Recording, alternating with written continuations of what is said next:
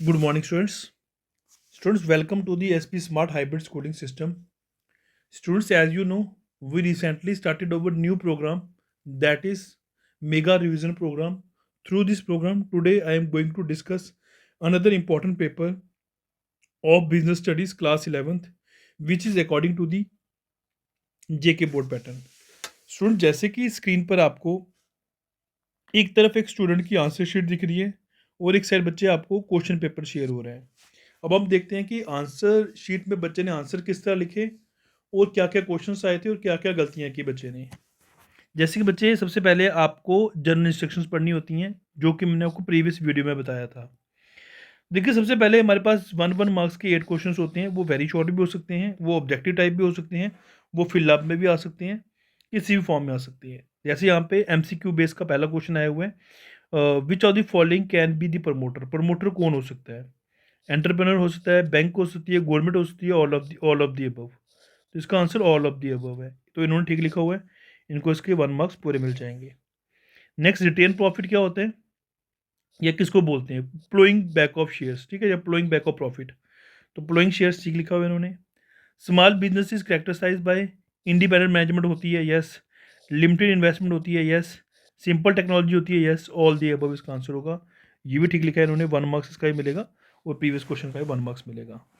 फिर नेक्स्ट पूछो हुआ, trade between two countries is known as internal trade. दो कंट्रीज के बीच में ट्रेड हो उसको इंटरनल ट्रेड बोलते हैं? नहीं सर, इसको एक्सटर्नल ट्रेड बोलते हैं। ये फॉल्स होगा बच्चे, इन्होंने फॉल्स लिखा हो, इसका 1 मार्क्स मिल जाएगा। Next, Air India is a government company. False, Air India government company नहीं है, ये टाटा ग्रुप्स वालों की कंपनी है। तो यहाँ पे इन्होंने ट्रू लिखा है, ये गलत हो गया इनका। फिर नेक्स्ट पूछा हुआ, maximum number of members in private company 50 होते हैं, 20 होते हैं, 10 होते हैं? नहीं, ये नहीं है ऑप्शन, तो नन ऑफ दिस आंसर होगा इसका। ठीक है बच्चे। Physical presence is not necessary in dash business, तो इलेक्ट्रॉनिक बिजनेस आंसर है, ठीक लिखा है इन्होंने। The government company is one in which the government holds dash percent और more than the total number of shares issued, तो 51% कम से कम government के होने चाहिए। तो यहाँ पे 1 मार्क्स मिलेगा इनको। तो बच्चे, एक ऑब्जेक्टिव गलत है इनका।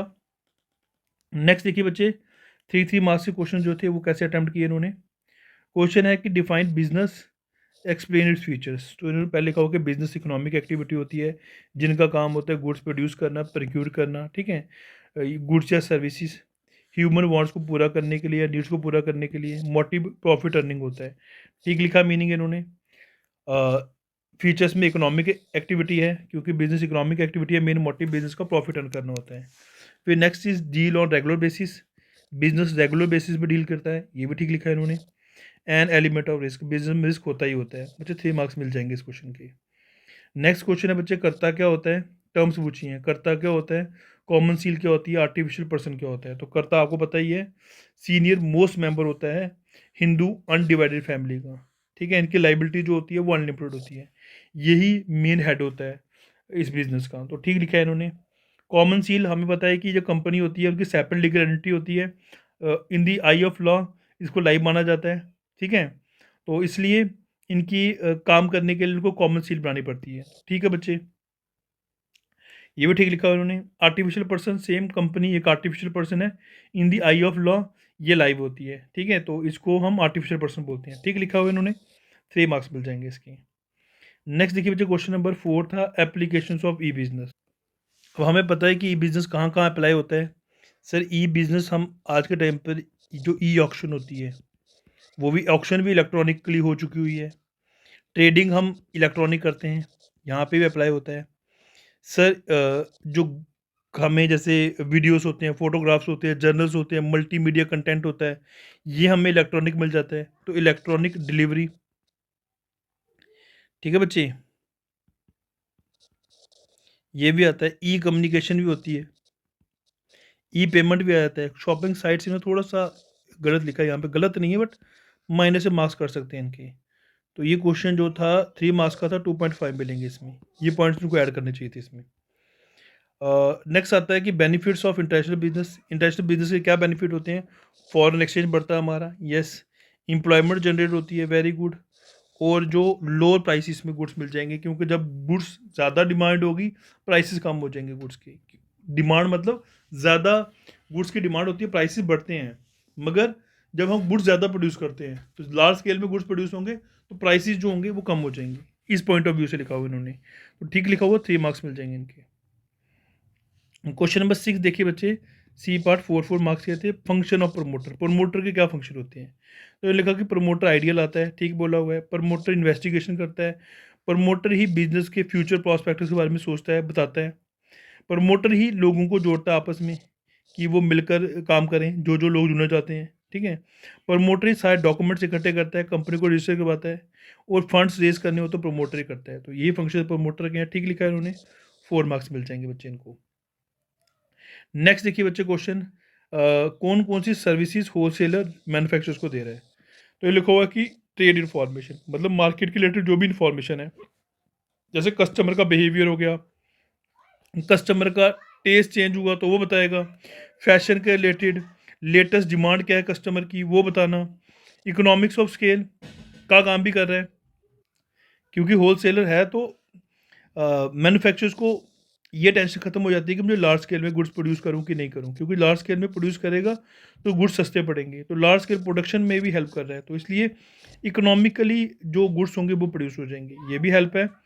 मतलब सर्विसेज दे रहा है होलसेलर मैन्युफैक्चरर्स को, स्टोरेज की सर्विसेज दे रहा है होलसेलर, मैन्युफैक्चरर या प्रोड्यूसर को रिलीव कर रहा है कि आपको स्टोर करने की जरूरत नहीं है, हमारे पास स्टोर्स हैं, आप गुड्स प्रोड्यूस करो। और फाइनेंशियल हेल्प चाहिए होती है कभी कभी मैन्युफैक्चरर्स को, तो होलसेलर वही प्रोवाइड करवाते हैं, ठीक है, उनको लोन शोन प्रोवाइड करवा के कि आप गुड्स प्रोड्यूस करो। तो ठीक पॉइंट लिखे उन्होंने बच्चे, 4 मार्क्स इसके मिल जाएंगे। फिर नेक्स्ट क्वेश्चन था, बिजनेस सर्विसेज क्या होती है, इसके नेचर क्या होता है? तो सर्विसेज हमें पता ही है इंटेंजिबल होती है, बिजनेस की एक्टिविटीज़ को स्मूथली चलाने के लिए सर्विसेज चाहिए होती है बिजनेस को, जैसे बैंकिंग होगी, इंश्योरेंस हो गया, ट्रांसपोर्ट हो गया, वेयर हाउसिंग हो गया, कम्युनिकेशन हो गया, ठीक है। तो सर्विस के फीचर्स इंटेंजिबल होते हैं, इसको टच नहीं कर सकते, ठीक है, इसको हम देख नहीं सकते, सिर्फ इसको एक्सपीरियंस कर सकते हैं या फील कर सकते हैं। इनसेपरेबिलिटी होती है, मतलब ये सेपरेट नहीं किए जा सकते किससे, सर्विस प्रोवाइडर से, जो सर्विस प्रोवाइडर है वही आपको सर्विस देगा। Next, lack of homogeneity, homogeneity मतलब सर्विसेज एक जैसी नहीं सबकी, सबकी सर्विसेज अलग अलग होती हैं, तो होमोजेनिटी नहीं होती है इसमें। और कस्टमर इन्वॉल्वमेंट होना ज़रूरी है, क्योंकि अगर मैं सर्विस दे रहा हूँ तो उसके लिए कस्टमर का इन्वॉल्वमेंट होना ज़रूरी होता है। तो बच्चे ठीक पॉइंट लिखिए इन्होंने, इनको 4 मार्क्स इस क्वेश्चन के मिल जाएंगे। नेक्स्ट क्वेश्चन पूछा गया होता है डिपार्टमेंट अंडरटेकिंग के डीमेरिट्स क्या होते हैं? तो हमें पता है डिपार्टमेंट अंडरटेकिंग गवर्नमेंट की ही अंडरटेकिंग होती है, यहाँ पे एक मिनिस्ट्री अपॉइंट की जाती है, और इनको टेक केयर करने के लिए एक आईएएस ऑफिसर जो होते हैं सिविल सर्वेंट्स अपॉइंट किए जाते हैं, जो उनकी पूरी लुक आफ्टर करते हैं। तो सबसे प्रॉब्लम आती है गवर्नमेंट इंटरफेरेंस, गवर्नमेंट बहुत ज़्यादा इंटरफेयर करती है इनके कामों में। फिर ब्यूरोक्रेटिक कंट्रोल होता है, यहाँ पे ब्यूरोक्रेट ज़्यादा काम करते हैं, ठीक है। तो इस तरीके से सारा काम जो ब्यूरोक्रेटिक तरीके से चलता है, तो ये प्रॉब्लम आती है। डिसीजन डिले होते हैं, क्योंकि गवर्नमेंट की इन्वॉल्वमेंट है यहाँ पे, गवर्नमेंट की इन्वॉल्वमेंट होगी तो डिसीजन जो होंगे थोड़े डिले होंगे यहाँ पे। और अगर कोई पॉलिटिकल पार्टी चेंज हो जाए, सेंटर में कोई पार्टी चेंज हो जाए, तो उनकी वर्किंग पे इफेक्ट आ जाता है। तो ठीक पॉइंट लिखे बच्चे इन्होंने, इसको अच्छे तरीके से एक्सप्लेन भी किया हुआ है, 4 मार्क्स पूरे मिल जाएंगे इनको। नेक्स्ट है बच्चे एक्सुलेटिव ट्रेड, एक्सुलेटिव ट्रेड हो गया कि ट्रेड को स्मूथली चलाने के लिए क्या क्या चीज़ें इंपॉर्टेंट है, ठीक है बच्चे। तो देखिए जैसे ट्रांसपोर्ट हो गया, इंश्योरेंस हो गया, एडवर्टाइजमेंट हो गया या एडवर्टाइजिंग हो गया, और बैंकिंग हो गया, ये पॉइंट्स ना होते या ये चीज़ें नहीं होती तो ट्रेड जो है स्मूथली नहीं चल पाता, ठीक है। या क्या क्या चीज़ें ट्रेड को स्मूथली चलने में हेल्प कर रही हैं, हम ये कह सकते हैं। जैसे ट्रांसपोर्ट ना हो तो बच्चे गुड्स का फ्लो कैसे होगा, ठीक है। इंश्योरेंस ना हो तो रिस्क बहुत ज़्यादा है, जैसे फायर का रिस्क होता है, कहीं गुड्स डिस्ट्रॉय हो जाते हैं, रिस्क होता है। एडवर्टीजमेंट नहीं होगी तो इन्फॉर्मेशन कैसे मिलेगी, तो ये भी तो ट्रेड को स्मूथली चलाने में मदद कर रहे हैं। और बैंकिंग नहीं होगा तो मनी के ट्रांसफ़र कैसे करेंगे इसको, ठीक लिखा है बच्चे इन्होंने, 4 मार्क्स इसके मिल जाएंगे। तो जो सेक्शन सी थी इन्होंने ठीक लिखी 4 मार्क्स की, सेक्शन डी 6 मार्क्स की है। पहला क्वेश्चन सेक्शन डी में है कि बिजनेस रिस्क क्या होता है, उसके नेचर क्या है, उसके कॉजेज़ क्या है। इसके साथ जो क्वेश्चन आया बच्चे वो आए हुए हैं कॉमर्स क्या होता है, कॉमर्स के फंक्शंस क्या होते हैं। तो इन्होंने कॉमर्स वाला अटैम्प्ट किया हुआ है। देखिए कॉमर्स हमें पता ही है, परचेज, सेल और exchange of goods and services करता है। मेन मोटिव है इनका कि प्रोड्यूसर से अल्टीमेट कंज्यूमर्स तक गुड्स पहुंचाना। उसके बीच में कोई भी हिंड्रेंसेस आ रही है कॉमर्स को रिमूव कर देगा। जैसे फंक्शंस में लिखा हुआ है कि पर्सन्स की हिंड्रेंसी को रिमूव करता है कॉमर्स, प्लेस की हिंड्रेंसी को रिमूव करता है, टाइम की हिंड्रेंसीज को रिमूव करता है, एक्सचेंज की हिंड्रेंसी को रिमूव करता है, रिस्क की हिंड्रेंसी को रिमूव करता है। फिर उन्होंने वेल तरीके से उसको एक्सप्लेन किया कि पर्सन्स की हिंड्रेंसीज को रिमूव करने के लिए कॉमर्स जो होता है मिडिल मैन प्रोवाइड करवाता है, ठीक लिखा है इन्होंने। प्लेस के हिंड्रेंसेस को रिमूव करने के लिए कॉमर्स ट्रांसपोर्ट प्रोवाइड करवाता है, ठीक है।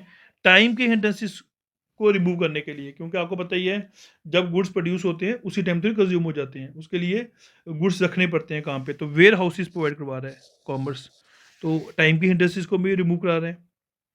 फिर एक्सचेंज की हिंड्रेंसेस को रिमूव कराने के लिए कॉमर्स क्या कर रहा है, सर बैंकिंग सेक्टर हेल्प कर रहा है, क्योंकि मनी एक्सचेंज करनी है तो बैंकिंग सेक्टर होना चाहिए।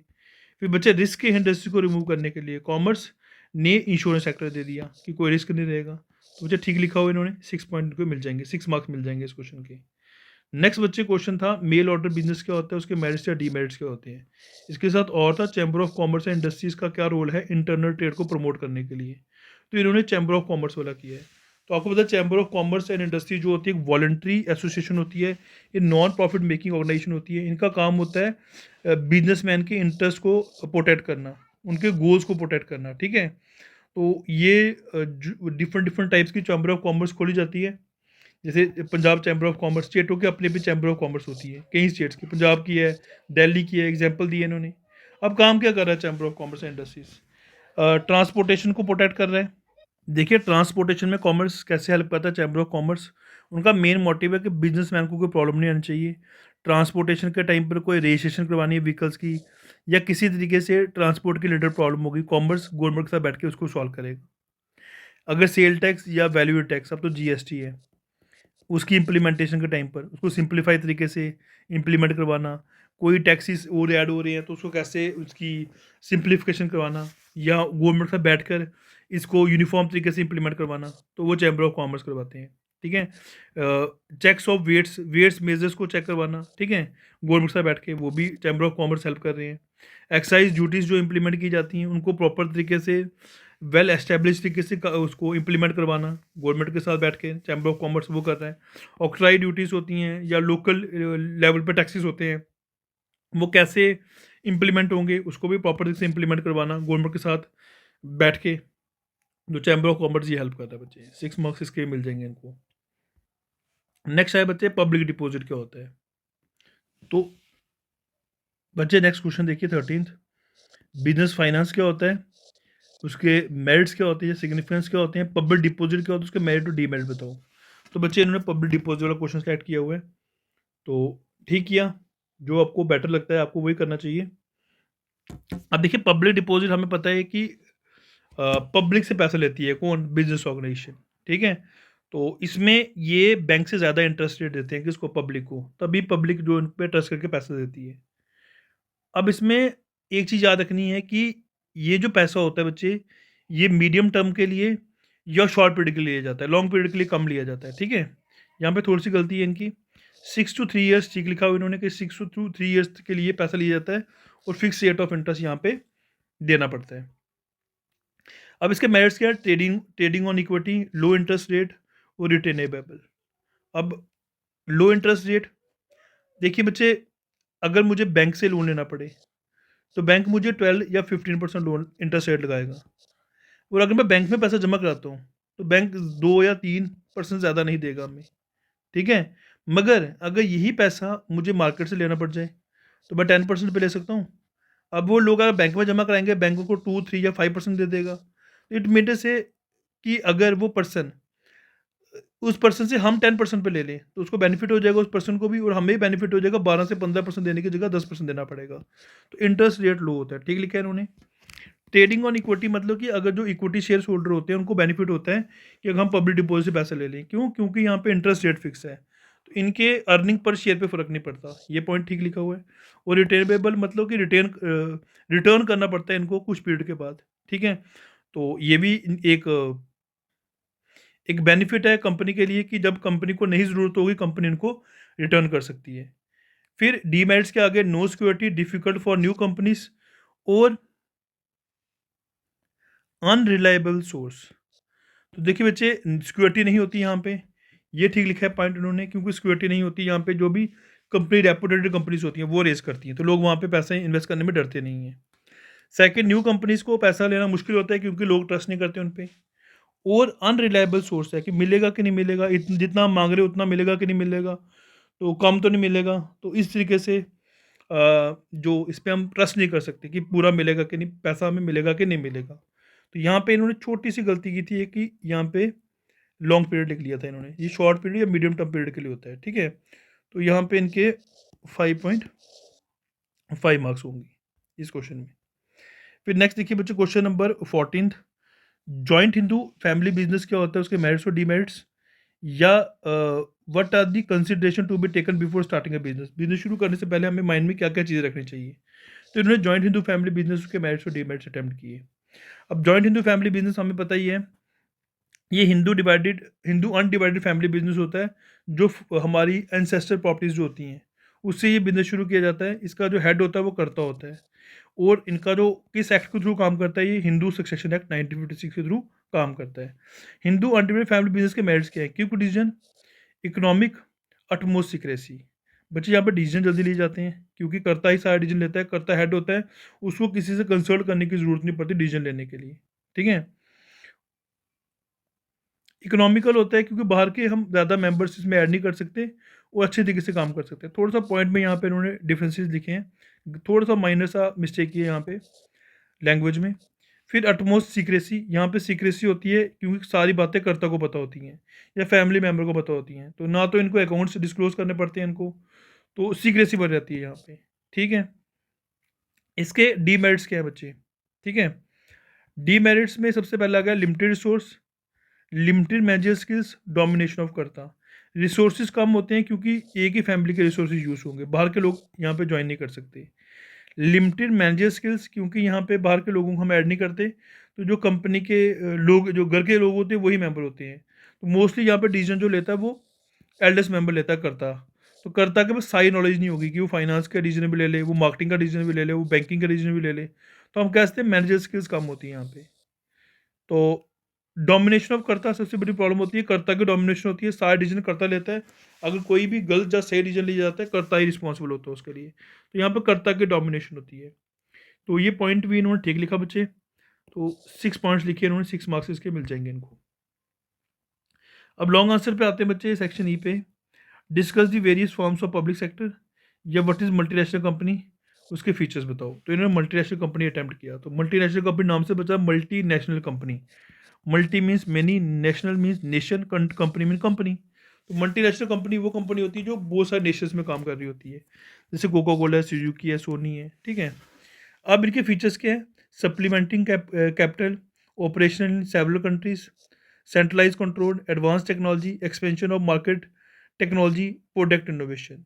तो देखिए बच्चे सबसे बड़ी इनकी पहला फीचर जो आया मल्टीनेशनल कंपनी का, ये एक किस्म का सप्लीमेंटिंग कैपिटल का काम करती हैं जो कंट्रियां अंडर डेवलप है या डेवलपिंग कंट्रीज हैं, तो वो इतना फंड्स उनके पास होता नहीं है कि वो अपनी कंट्री को ग्रो करवा सके, तो मल्टीनेशनल कंपनीज वहाँ पे जाकर उनकी हेल्प कर सकती हैं, ठीक लिखा हुआ है। ऑपरेशन इन सेवरल कंट्रीज, बहुत सारी कंट्रीज में ऑपरेशन करती हैं। इनका सेंट्रलाइज कंट्रोल होता है, कि मतलब इनका कंट्रोल जो होता है इनका, अगेन सेंट्रलाइज कंट्रोल मैंने बताया कि इनका सेंट्रलाइज कंट्रोल होता है, चाहे इनकी कंपनी डिफरेंट डिफरेंट जगहों पे काम कर रही होती है, मगर कंट्रोल इनका हेड ऑफिस में होता है, यहाँ पे ये कंपनी एस्टेब्लिश हुई थी, ठीक है। तो ठीक पॉइंट लिखा है इन्होंने।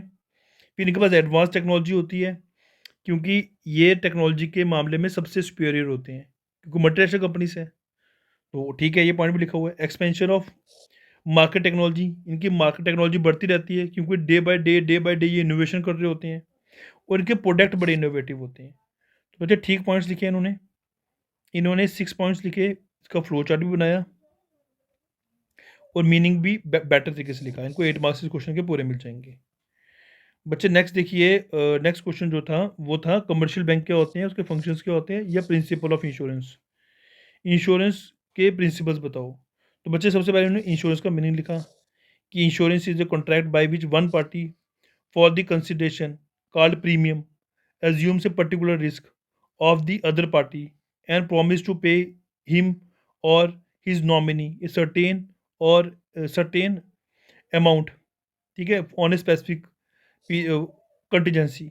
तो ठीक लिखा है इन्होंने कि इंश्योरेंस जो होता है कॉन्ट्रैक्ट होता है एक पार्टी और दूसरी पार्टी के बीच में कि आप हमें पेमेंट भरो, हम आपको, उसको प्रीमियम बोलते हैं, हम आपको जब कोई भी प्रॉब्लम आएगी तो हम आपको अमाउंट ये लमसम अमाउंट आपको पे कर देंगे, तो उसके लिए उनको प्रीमियम भरना पड़ता है। तो प्रिंसिपल्स में आ गया utmost good faith, insurable interest, indemnity, contribution, subrogation और क्रॉस प्रॉक्सिमा। सबसे पहले इन्होंने ऑटोमोस्ट गुड फेथ लिखा। तो ऑटोमोस्ट गुड फेथ में हमारे पास मैंने बताया था कि जब भी आप इंश्योरेंस पॉलिसी लेते हो तो आपको हर एक मटेरियल फैक्ट सही बताना होता है, ठीक है। गलत बताओगे कल आपको पॉलिसी का क्लेम नहीं मिलेगा। तो ठीक लिखा है इन्होंने।